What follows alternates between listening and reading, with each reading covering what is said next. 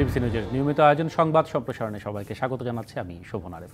দিনের বাছাই করা সংবাদ এবং এর পর্যালোচনা নিয়ে সংবাদ সম্প্রসারণে আজকে অতিথি হিসেবে অনলাইনের মাধ্যমে আমাদের সাথে যুক্ত আছেন TVN24 এর প্রধান সম্পাদক জনাব নাজমুল আশরাফ এবং সিনিয়র সাংবাদিক জনাব এম এ আজিজ। আপনাদের দুজনকেই স্বাগত জানাচ্ছি। আপনাদের সাথে আলোচনা হবে, দিনের খবরগুলোর বিস্তারিত বিশ্লেষণ শুনব। প্রথম যে সংবাদটি আজকে এখন জানালাম তার শিরোনামটি এরকম যে আমেরিকা, কানাডা, যুক্তরাজ্য সহ বিভিন্ন দেশে পাচার হয়ে যাওয়া অর্থ সেটি ফেরত আনাই এই সরকারের অন্যতম লক্ষ্য এবং বিদেশি বিনিয়োগ বাড়ানোর চেষ্টায় আছে অন্তর্বর্তী সরকার। আমরা জানি আজকে সারা কুকের সাথে প্রধান উপদেষ্টার দেখা হয়েছিল, সেইখানে তিনি এই সমস্ত কথা বলেছেন।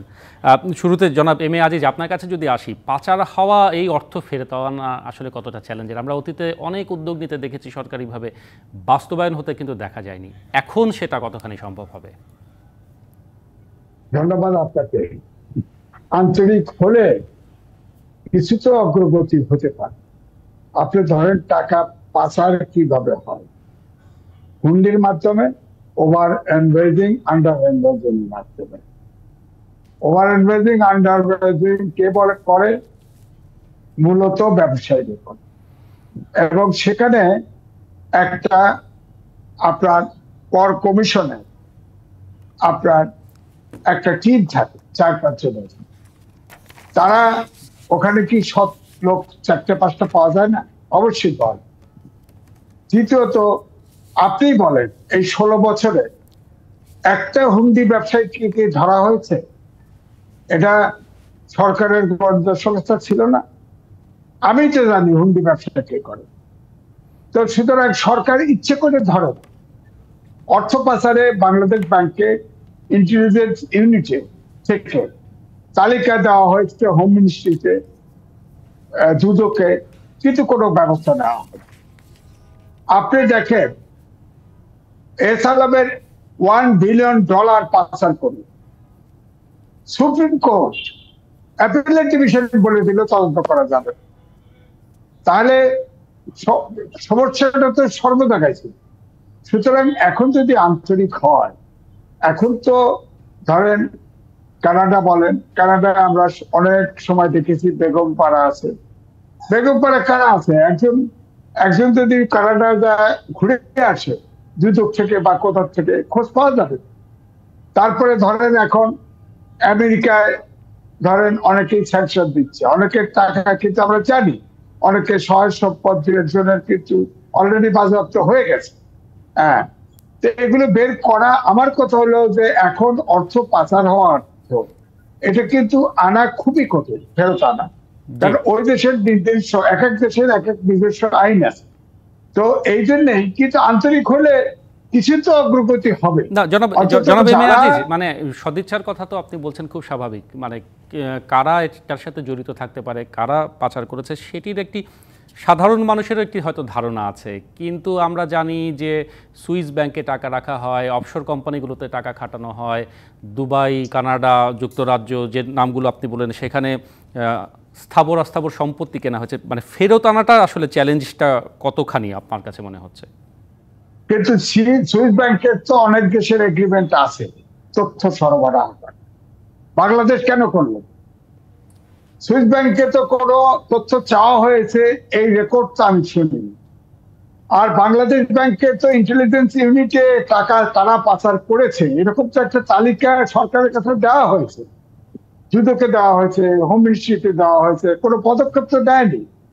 এবং টাকা পাচারের যে মাধ্যম আমরা জানি, মাধ্যমগুলোতেও তো কোনো ফুলপ্রুফ কোনো সিস্টেম করা যায়নি।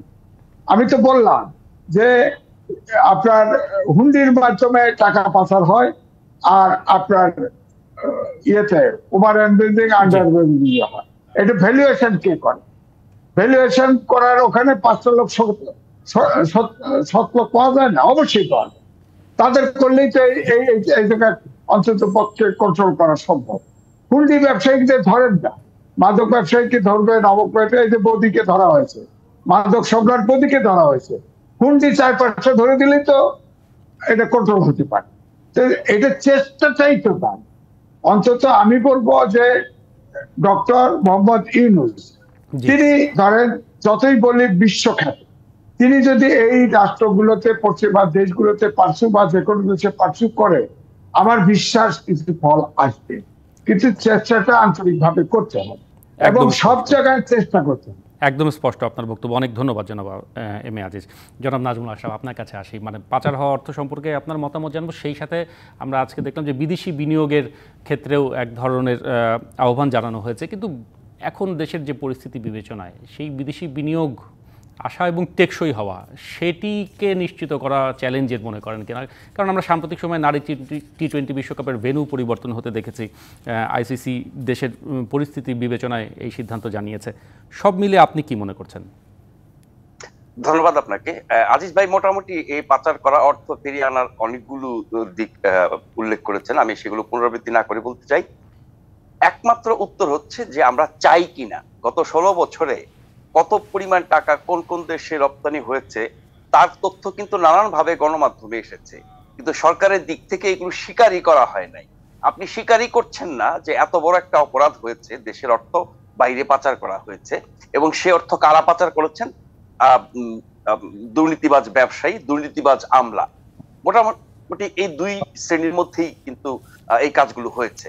আর সবার তো সেই পরিমাণ অর্থ থাকে না, বা পাচার করার অর্থ উদ্দেশ্য হচ্ছে যে আমি অবৈধভাবে কামিয়েছি এবং সেটি আমি আমার ভবিষ্যৎ নিশ্চিত করার জন্য দেশে না রেখে দেশের বাইরে রাখছি। আমার সম্পদটা আগে পাঠিয়ে দিলাম, তারপরে সময় মতো আমি নিজেও চলে যাব, যদিও অনেকে যেতে পারেনি, আটকা পড়েছে। এখন সরকার যদি চায় অবশ্যই আনা সম্ভব। কোন কোন প্রক্রিয়ায়, কোন দেশের সাথে কোন ধরনের আন্তর্জাতিক সংস্থার সহায়তা কাজগুলো করা যায়, সেগুলো কিন্তু বিভিন্ন সময় বিশেষজ্ঞরা আমাদেরকে বলেছেন, গণমাধ্যমে এসেছে। ফলে সরকার চাইলেই সম্ভব। কতটুকু সম্ভব, কোন দেশ থেকে কতটুকু আনা সম্ভব, সেটি হয়তো হাতে কলমে কাজ করতে গেলে বোঝা যাবে, কিন্তু চাইলে সম্ভব। কারণ আগে চাওয়া হয় নাই, এটা নিয়ে রাজনীতি হয়েছে, স্বীকার করা হয় নাই। আর কাজগুলো কারা করে? ওই যে বললাম, দুর্নীতিবাজ ব্যবসায়ী, রাজনীতিবিদ, আমলা, এই 3 শ্রেণীর। আমরা কোন এক সাবেক মন্ত্রী মুখে কথা শুনেছি। ফলে সরকারকে আগে ঠিক করতে হবে যে তারা সত্যি চায় কিনা। চাইলে পরে তাদের কাছে যে তথ্য আছে সেটাকে আরো হালনাগাদ করে কোন দেশে কি পরিমাণ অর্থ পাচার করেছে, কারা পাচার করেছে। পাচারকারীদের অনেকে এরই মধ্যে দেশ ছেড়ে পালিয়ে গেছেন, তাদেরকে আমরা ধরতে পারছি না, তাদেরকেও নিশ্চয়ই ফিরিয়ে আনার উপায় আছে। সেটিতে পরে যাই, যারা দেশে আছে, ধরা পড়েছে বা পালিয়ে আছে, তারা তো আমাদের হাতে। ফলে এই অর্থ ফিরিয়ে আনার ক্ষেত্রে তো অনেক সুবিধা হলো যে পাচারকারীরা আমাদের হাতে আছে, তাদের সহযোগিতায় আমরা আনতে পারি। তারা সহযোগিতা করতে এখন বাধ্য, কারণ তারা এখন বিপদে পড়েছে। আর দ্বিতীয় কথা হচ্ছে কি, বিনিয়োগের কথা আপনি বলছিলেন। বিদেশি বিনিয়োগের সংকটের পেছনে দুটো কারণ থাকে, আপনার আইন শৃঙ্খলা পরিস্থিতি এবং স্থিতিশীলতা, রাজনৈতিক অবস্থা, এবং সামগ্রিকভাবে ওই দেশে বিনিয়োগের পরিবেশ কি আছে, বিনিয়োগ করতে গেলে কি কি বাধার মুখে পড়তে হয় বিদেশিদেরকে, সেই কথাগুলো আমরা জানি। ফলে রাজনৈতিক কারণে যেসব বাধা বিপত্তি তৈরি হয়, আমরা বলি আমলাতান্ত্রিক জটিলতা, নানান রকমের হয়রানি, বিনিয়োগের জন্য অনেক ব্যবস্থা করা হয়, আপনার আইন কানুন করা হয়, কিন্তু বিদেশিরা কেন, বাংলাদেশি যারা বিভিন্ন দেশে থাকেন, প্রবাসী, তারাও দেশে বিনিয়োগ করতে গেছে নানা রকমের হয়রানির শিকার হন। সেই সমস্যাগুলো যদি দূর করা যায় এবং বিদেশি বিনিয়োগকারীদেরকে বোঝানো যায় যে এই মুহূর্তে কোনো রাজনৈতিক অস্থিতিশীলতা নাই, নিরাপত্তার সমস্যা নাই, এবং বিনিয়োগ সংক্রান্ত যেসব বাধা বিপত্তি আছে সেগুলো আমরা দূর করে অনেক সহজ করে দেব, তাহলে নিশ্চয়ই বিদেশি বিনিয়োগ আনা সম্ভব। শেষ লাইন বলি, ডক্টর ইউনূসের সাথে যে সম্পর্ক পশ্চিমা বিশ্বের বা যারা আমাদের এখানে বিনিয়োগ করতে পারে সেসব দেশের ব্যক্তিদের বা নেতাদের, চাইলে তিনি সেই সম্পর্ক এবং তার যে সুনাম সেটি কাজে লাগিয়ে এই কাজটা খুব সহজেই করতে পারেন। মানে তার ব্যক্তি সম্পর্ক অনেক ক্ষেত্রে প্রভাব ফেলবে, টাকা ফিরে আনা এবং একই সাথে বিনিয়োগকারীদের আস্থার সংকট ঘোচানো, তাই তো? অনেক ধন্যবাদ আপনাদের দুজনকে, জনাব নাজমুল আশরাফ, এম এ আজিজ। আমরা একটা বিরতি নিতে চাই, বিরতির পরে ফিরে এসে আমরা বাকি বিষয়গুলো নিয়ে নিশ্চয়ই আলোচনা করব। ফিরছি সংবাদ সম্প্রসারণে কিছুক্ষণের মধ্যেই। আগে জানিয়েছে TVN24 প্রধান সম্পাদক জনাব নাজমুল আশরাফ এবং সিনিয়র সাংবাদিক জনাব এম এ আজিজ যুক্ত আছেন আমাদের সাথে। আবার স্বাগত জানাচ্ছি। আমাদের পরের যে খবরগুলো ছিল, যেমন একটি ছিল এরকম যে কোটা আন্দোলনে বিএনপির 198 জন কর্মী প্রাণ হারিয়েছেন, এটি মির্জা ফখরুল বলেছেন, এবং সহিংসতা বিশৃঙ্খলাকারীদের রুখে দেবার জন্য তিনি প্রত্যয় জানিয়েছেন।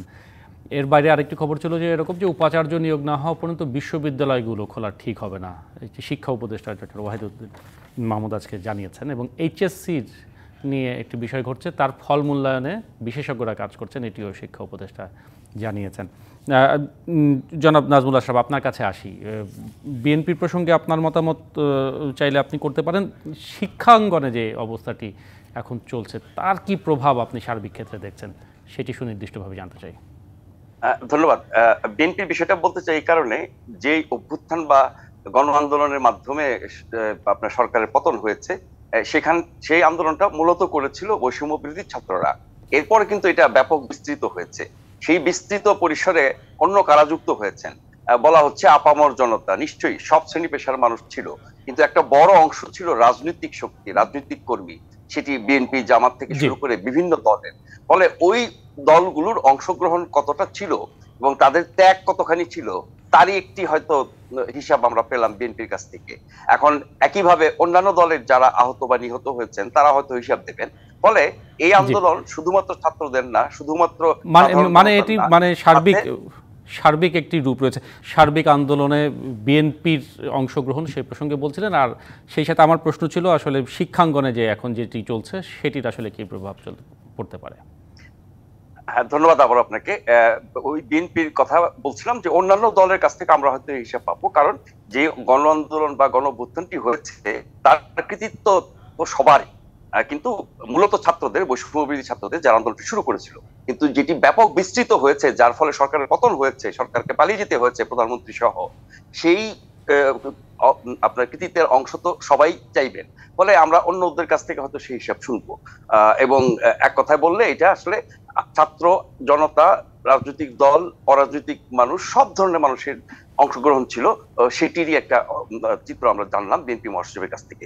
আর শিক্ষাঙ্গনের কথা যদি বলেন, গত 16 বছরে উচ্চ শিক্ষা থেকে শুরু করে একেবারে প্রাথমিক শিক্ষা পর্যন্ত এসব ক্ষেত্রে কি সব অনাচার, দলীয়করণ, দুর্নীতি, অনিয়ম হয়েছে তার ফিরিস্তি তো আমরা কম বেশি জেনেছি 16 বছরে। এখন হয়তো আরো বেশি করে জানবো। মানে প্রত্যেকটা প্রতিষ্ঠানকে দলীয়করণ করা তো ছোট অপরাধ, মানে দুর্বৃত্তায়নের শিকার হয়েছে প্রত্যেকটা খাত, শিক্ষা তার মধ্যে অন্যতম। এবং সেই মানুষগুলো কোন একটি শিক্ষা প্রতিষ্ঠানের প্রধান বা প্রশাসনের গুরুত্বপূর্ণ ব্যক্তি থেকে শুরু করে পরিচালনা কমিটি পর্যন্ত সব ক্ষেত্রে নিজেদের লোক হওয়াটাও যদি ভালো হতো, মানে ভালো মানুষকে দেওয়া হতো, তাও একটা কথা।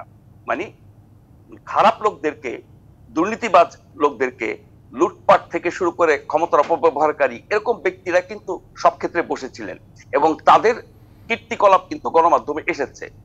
কোন কোন বিশ্ববিদ্যালয়ের ভাইস চ্যান্সেলর কি কি অপকর্ম, দুর্নীতি করেছেন, তাদের যোগ্যতা কতখানি, তাদের ভূমিকা কি ছিল, কিভাবে তারা সরকারের পদলেহন করেছেন, এই কাহিনীগুলো আমরা সবাই জানি। ফলে এই জায়গাগুলো আস্তে আস্তে পরিষ্কার করতে হবে এবং শিক্ষাঙ্গনগুলোকে একরকম রাহুমুক্ত করা, অপশক্তি মুক্ত করা, মানে এক ধরনের যে সংস্কার চলছে সার্বিক ক্ষেত্রে সেটিরও একটি অংশ আসলে শিক্ষাঙ্গন। জি জি, একদম স্পষ্ট জনাব নাজমুল আশরাফ। আমি জনাব এম এ আজিজের কাছেও একই প্রশ্ন। মানে শিক্ষাঙ্গনে আমরা দেখতে পাচ্ছি পাবলিক বিশ্ববিদ্যালয় অনেকগুলোতেই শীর্ষ পদে প্রায় কেউই নেই, পরিবর্তন হয়ে তারা পদত্যাগ করেছেন, এখনও সেটির কেউ আসেননি পরিবর্তিত পদে। সেই সাথে এইচএসসি পরীক্ষা নিয়ে আমরা গতকাল থেকে যেটি ঘটতে দেখছি, সেগুলোর সার্বিক প্রভাব আসলে আপনি কি মনে করেন কি হতে যাচ্ছে, কিংবা এর সমাধানই বা কি হতে পারে? ধন্যবাদ। এক্ষেত্রে আবার একটু ভিন্ন মত আছে।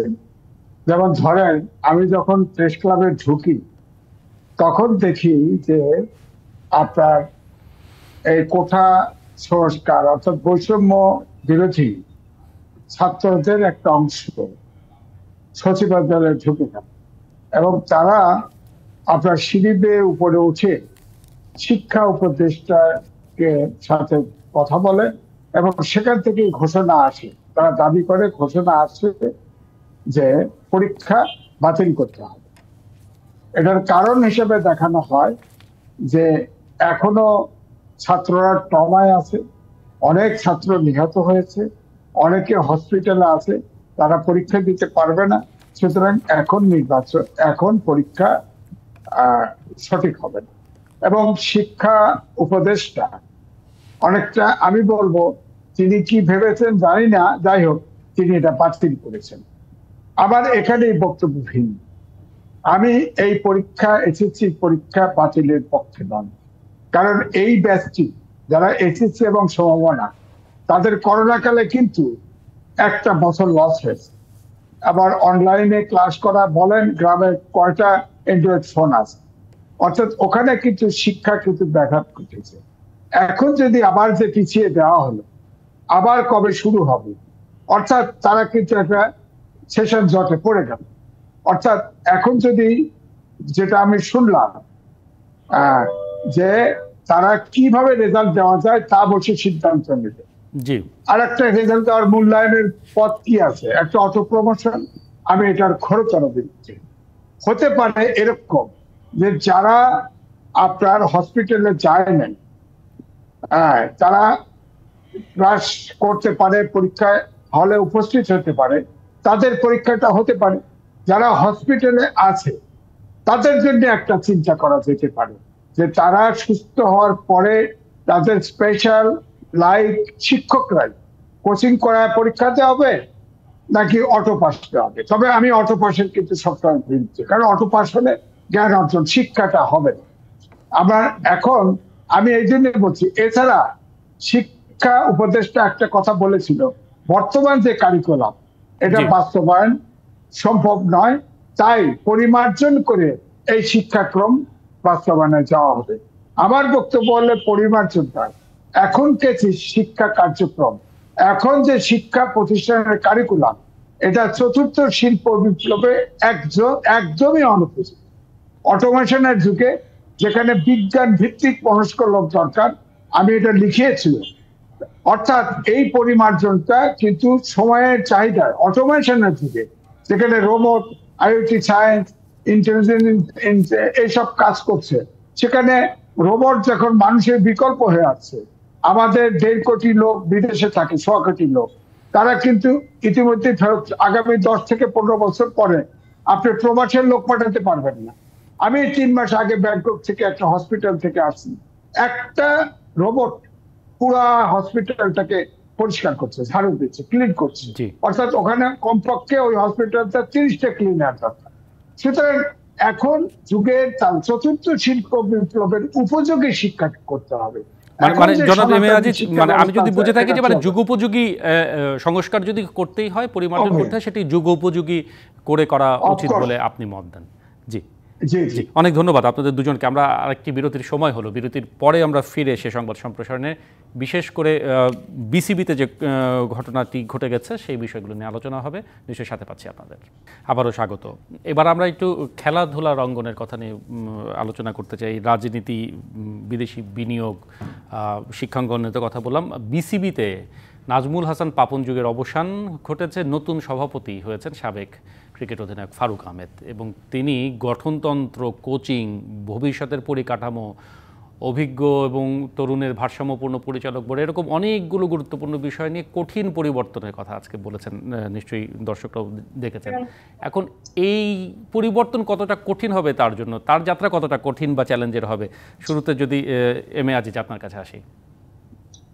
দেখেন, আপনি বললেন যে পাপন যুগের অবসান হয়েছে, অর্থাৎ এই শব্দটাই বলে যে দেশে যেমন স্বৈরাচারের পতন হয়েছে, তেমনি পাপন যুগের অবসান হয়েছে। তিনিও কিন্তু বহু আগের থেকেই নানান সমালোচনা শুনেছি যে ওনাকে অপসারণ করা দরকার, কারণ ক্রিকেটে তিনি আসলে মাফিয়া ডন হয়ে গেছে। তার অবসান হলো। এখন সম্মিলিতভাবে আগে পাপন যা সিদ্ধান্ত নিত সেটাই সরকারের শীর্ষ পর্যায় থেকে তাই অনুমোদন করছে। এখন বোধহয় কালেকটিভ লিডারশিপ আসবে এবং যে সংস্কারগুলি করা দরকার সেগুলো হয়তো করা যাবে। যেমন ফুটবলেও আছে, আপনার সালাউদ্দিন যুগের অবসান কিন্তু অনেকেই চায়, এটাও বোধহয় পাপন যুগের এটা মতো অবসান হওয়া উচিত, কারণ ফুটবল প্রিয় বাংলাদেশের জনগণ, যুব সমাজ, কিন্তু এই ফুটবল ধারের কাছেও না। ক্রিকেট এটা ঠিক, সব বিশ্ববিখ্যাত দলকে আমরা হারিয়েছি, কিন্তু কেউ প্রেডিক্ট করতে পারি না এই খেলাটায় বাংলাদেশ জিতবে কিনা। অর্থাৎ একটা স্টেডি লেভেলে কিন্তু আসতে পারবে ক্রিকেট। আমাদের যেমন তারা সারা বিশ্বে ক্রিকেট বাংলাদেশকে পরিচিত করেছে, তেমনি যে খেলাই যায় আমরা খেলা শুরুর আগে ভাবতে পারি না সে টিম যতই খারাপ হোক আর ভালোই হোক, আমরা ভাবতে পারি না যে তারা এই খেলায় জিততে পারে। হঠাৎ করে গেল জিতলো, হঠাৎ করেই হেরে গেল। অর্থাৎ এইটাকে একটা স্ট্রং ফাউন্ডেশনে আমরা দাঁড় করতে পারি না। এছাড়া খেলোয়াড়রাও দেখেন বিভিন্ন সময়ে বাংলাদেশের টিম বাদ দিয়ে পয়সার কারণে অন্য জায়গায় যাচ্ছে, জুয়া খেলতেছে, অনেক কিছুই কিন্তু হয়ে গেছে। মানে অর্থাৎ ডিসিপ্লিন যেটাকে বলা হয় সেটা কিন্তু এখন নাই। সুতরাং আমার মনে হয় যে পরিবর্তন আসার দরকার ছিল, পরিবর্তন হয়েছে, এবং সরকারের পক্ষ থেকেও মিনিস্ট্রির পক্ষ থেকেও যাতে কালেকটিভ লিডারশিপে চলে।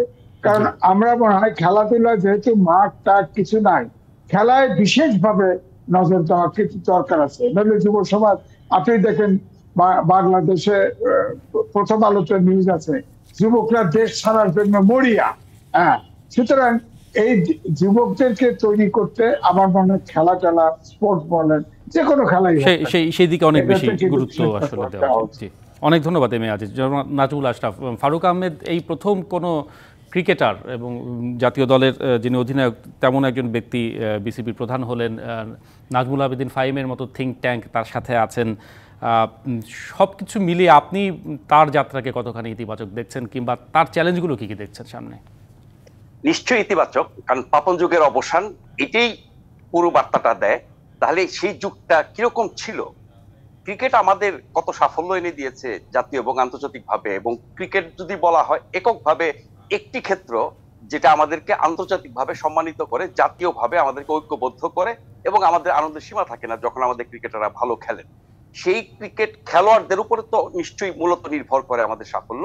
কিন্তু যারা তাদের পরিচালনা করেন, ক্রিকেট বোর্ড, তার যে কর্তৃত্বে ছিলেন নাজমুল হাসান পাপন, এই ব্যক্তিকে নিয়ে গণমাধ্যমে যত লেখা হয়েছে, যত কথা হয়েছে, যত ত্রুটি বিচ্যুতি হয়েছে, খেলোয়াড়দের যত ক্ষোভ বিক্ষোভ হয়েছে প্রকাশ্যে গোপনে, তারপরে এই ব্যক্তিটাকে সরানো হয় নাই কেন? তার ক্ষমতার উৎস কি ছিল? তিনি এমন কি বা করেছেন? তার এই দোষত্রুটিগুলো কেন দেখা হলো না? জাতীয় স্বার্থকে কেন ব্যক্তি স্বার্থের কাছে জলাঞ্জলি দেওয়া হলো? সেই উত্তর আস্তে আস্তে বেরিয়ে আসবে। নতুন নেতৃত্ব, এবং তিনি একজন ক্রিকেটার ছিলেন, এবং আরো যাদের কথা আপনি বললেন বোর্ডে, হয়তো আরো রদবদল হবে, তাতে করে আমাদের ঘুরে দাঁড়ানোর আরেকটা সুযোগ হয়েছে। মানে বোর্ডের কারণে আমাদের যে সীমাবদ্ধতা, ব্যর্থতা বা সমস্যাগুলো ছিল সেটা আমরা কাটিয়ে উঠবো। এই পাপন যুগের অবসানের সাথে সাথে যেটা আজিজ ভাই বললেন, আমাদের সালাউদ্দিন যুগের অবসান হওয়া দরকার বাফুফে থেকে, ঠিক একইভাবে শিল্পকলা একাডেমিতে লাকির যুগের অবসান হওয়া দরকার। একইভাবে আমাদের আপনার এই যে ওয়াসা থেকে তাসকিন যুগের অবসান হতে যাচ্ছে। এরকম আরো বিভিন্ন সরকারি বেসরকারি সংস্থা বা প্রতিষ্ঠান আছে যেখানে কোনো না কোনো ব্যক্তির একটা যুগ ছিল, এবং তাদের ক্ষমতার উৎস কি আমরা জানতাম না, কিন্তু তাদের শত দোষ সত্ত্বেও তারা টিকে ছিল, এবং একরকমের কর্তৃত্ব পরায়ণ ব্যক্তি হিসেবে পরিণত হয়েছিলেন।